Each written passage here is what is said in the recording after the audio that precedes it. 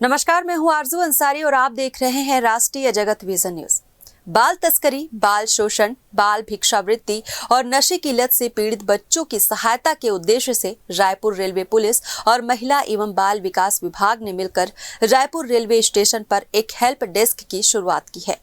इस help desk के जरिए अब जरूरतमंद बच्चों को तुरंत सहायता और संरक्षण उपलब्ध कराया जाएगा। रायपुर रेलवे स्टेशन पर अब बच्चों की सुरक्षा के लिए एक नया कदम उठाया गया है। बाल तस्करी, शोषण, भिक्षावृत्ति और नशे के शिकार बच्चों की सहायता के लिए रेलवे पुलिस और महिला एवं बाल विकास विभाग द्वारा हेल्प डेस्क की शुरुआत की गई है। यह हेल्प डेस्क न केवल जरूरतमंद बच्चों की पहचान करेगा, बल्कि उन्हें संरक्षण और पुनर्वास की दिशा में भी मदद करेगा। इस पहल से रायपुर स्टेशन पर हर बच्चे को न सिर्फ सुरक्षा का भरोसा मिलेगा, बल्कि एक सुरक्षित भविष्य की राह में भी कारगर साबित होगा।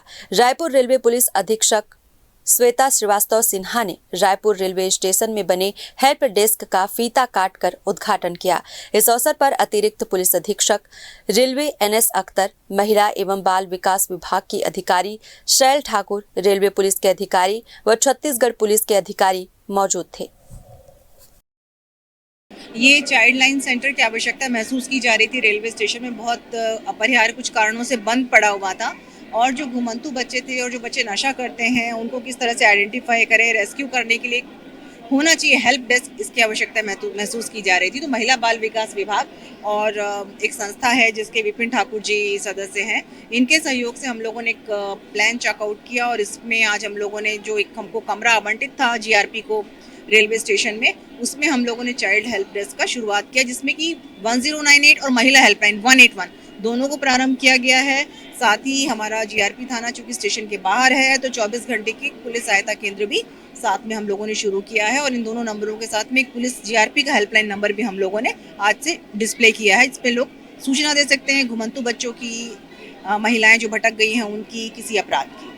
निश्चित रूप से हम अपने जितना हमारा क्षेत्र है जो GRP के अंतर्गत आता है वहाँ हम कार्रवाई करेंगे। साथ ही हमारा मेन फोकस ट्रेन में आइडेंटिफाई करना ऐसे बच्चों को, जिसके लिए हम अपने पूरा जितने थाने हैं 5 थाने, उसके स्टाफ को सेंसिटाइज कर रहे हैं।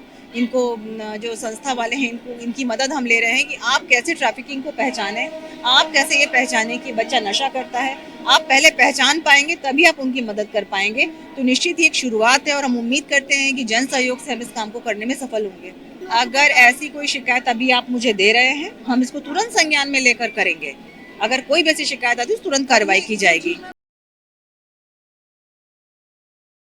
महिला एवं बाल विकास विभाग के द्वारा जो है चाइल्ड लाइन जो है वो शुरू किया गया है। ये प्रोजेक्ट जो है भारत सरकार के द्वारा संचालित है। इस योजना के अंतर्गत जो है जैसे कि आपको पता है कि 1098 ये टोल फ्री नंबर है हमारा। इस टोल फ्री नंबर से हमारी कोशिश ये होती है कि जितने भी बच्चे जो हैं, जो बच्चे जिनको वास्तव में ज़रूरत है, जो नीडी बच्चे हैं, संकटग्रस्त बच्चे हैं, ऐसे बच्चे आपको कहीं पे भी मिलते हैं तो उस नंबर पे फ़ोन करके जो है आप हमको बता सकते हैं और तत्काल उस बच्चे को जो है हम उसको सुविधा देते हैं और उसको बच्चे को संरक्षण की आवश्यकता होती है या शेल्टर की आवश्यकता होती है तो हम उस बच्चे को तुरंत तत्काल मदद करते हैं। स्टाफ की भर्ती की प्रक्रिया चल रही है। मेरी कोशिश है कि मैं 10 जून तक आपको यहाँ का परमानेंट जो स्टाफ है भर्ती करके मैं आपको दे दूँ। क्योंकि भर्ती की प्रक्रिया में आवेदन बहुत ज़्यादा थे तो सब अभी प्रक्रिया चल रही है मेरी। 10 जून तक आपको नियुक्ति आदेश जारी करके स्टाफ बैठ जाएगा। अभी टेम्परेरी तौर पे जो मेरा जो जिले का जो चाइल्ड लाइन का स्टाफ है वो यहाँ आकर के बैठेगा। मेरा एक चाइल्ड लाइन का कंट्रोल रूम भी है जो कि शालन वहाँ पे है, शंकर नगर पे आपको मिलेगा मेरा चाइल्ड लाइन का कंट्रोल रूम। वहाँ पे भी मेरे स्टाफ है कंट्रोल रूम में और उसके अतिरिक्त जिले का जो स्टाफ है कंट्रोल वहाँ पे जिला चाइल्ड लाइन का वो भी यहाँ आकर के बैठेगा। तो वो 3 स्टाफ रेगुलर बैठेंगे जब तक यहाँ की भर्ती ना हो जाए तब तक। यदि ऐसे कोई भी बच्चे हमको मिल रहे हैं जो भीख मांग रहे हैं, लगातार मैं इसमें कार्रवाई भी कर रही हूँ। जहाँ पे कोई बच्चा यदि आपको कुछ सामान बेचते हुए मिल रहा है, भीख मांगते हुए कहीं भी मिल रहा है, उसको उठाने की कार्रवाई हम कर रहे हैं। पुलिस विभाग के सहयोग से लगातार इसमें हम काम कर रहे हैं। उसको उठा करके हम शेल्टर होम में शिफ्ट करते हैं। लड़की यदि है तो उसको बालिका गृह और लड़का यदि है तो उसको बाल गृह में हम उसको शिफ्ट करते हैं। हमारा खुला आश्रय गृह भी है, पहले हम खुला आश्रय गृह में रखते हैं बच्चों को ताकि हमारे बाल गृह और बालिका गृह के बच्चे जो है प्रभावित ना हो इसमें बहुत ज़्यादा करके। और यदि मान लीजिए इसमें माँ बाप खुद यदि कहीं भीख मंगवा रहे हैं तो उसके लिए अपराध इसमें दर्ज कराने का प्रावधान भी है इसमें और हम उसमें वो भी काम करेंगे।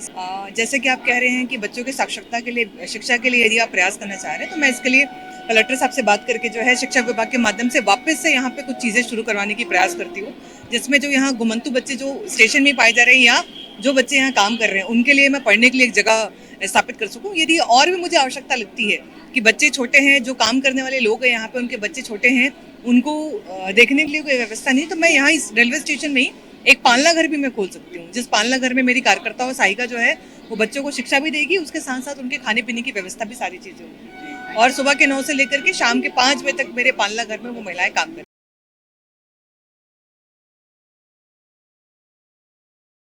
ये पहल न सिर्फ बच्चों की सुरक्षा सुनिश्चित करेगी, बल्कि उन्हें एक बेहतर भविष्य की दिशा में भी मार्गदर्शन देगी।